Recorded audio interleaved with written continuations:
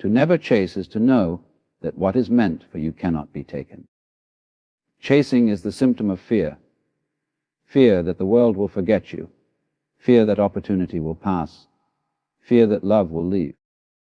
But what kind of love or opportunity requires you to run yourself into exhaustion? What kind of destiny must be forced to stay? The truth is, anything you must chase was never aligned with you in the first place. The things that are meant for you arrive with a natural ease, not because they require no effort, but because your energy and theirs flow in harmony. The more you chase, the further you drift from yourself. Because every chase implies that fulfillment lies somewhere else, in someone else, in something else. But fulfillment is not found. It is remembered. You begin to recall who you are when you stop running. You begin to see that the pursuit of anything external was never about the thing itself. It was a reflection of your own forgotten worth. And when you return to that awareness, you no longer chase. You attract. You no longer run after life. You allow life to meet you. To never explain is an act of liberation. The compulsion to explain comes from the desire to be seen as right, to be justified in your choices, to be approved of by others who have not walked your path. But there is freedom in letting people misunderstand you. Let them. Your peace is not up for public debate. The world will twist your silence, misinterpret your motives, label your calm as arrogance, your independence as coldness. But you must understand, people can only meet you at the level of their own perception. You are not here to shrink yourself into their comprehension.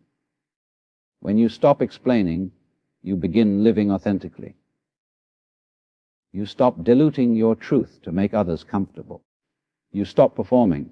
You realize that no explanation is ever enough for someone determined not to understand you. So you conserve your energy, you smile, you stay silent, and you let your actions speak. The need to justify yourself fades, and in its place grows a quiet strength, a sense of inner knowing that does not require witnesses. And this is where silence becomes your superpower.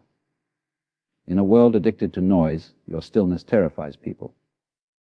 Everyone is shouting to be heard, to be seen, to be relevant. But the one who remains silent becomes magnetic. Silence confuses those who rely on chaos to control. It unsettles those who expect reaction. When you are silent, you cannot be manipulated. When you are silent, you observe rather than absorb. You become the calm center of the storm. Silence is not weakness, it is mastery. It is the art of observing without being consumed. When you are silent, you listen more deeply, not just to others, but to life itself.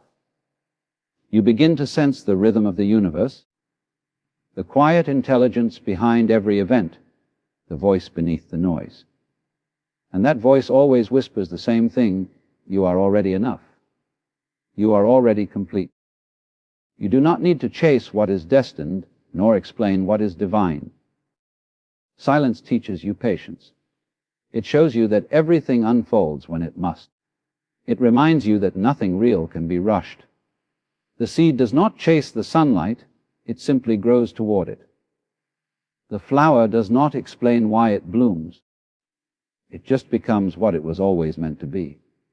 In the same way, you too must learn to stand still in your becoming, trusting that what is yours cannot be taken, and what leaves was never yours to keep.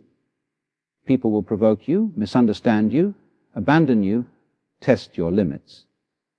But your response is your power. When you choose silence over reaction, you protect your peace. When you stop chasing validation, you protect your energy. When you refuse to beg, you protect your dignity. And in protecting these things, you begin to live from a place of unshakable strength.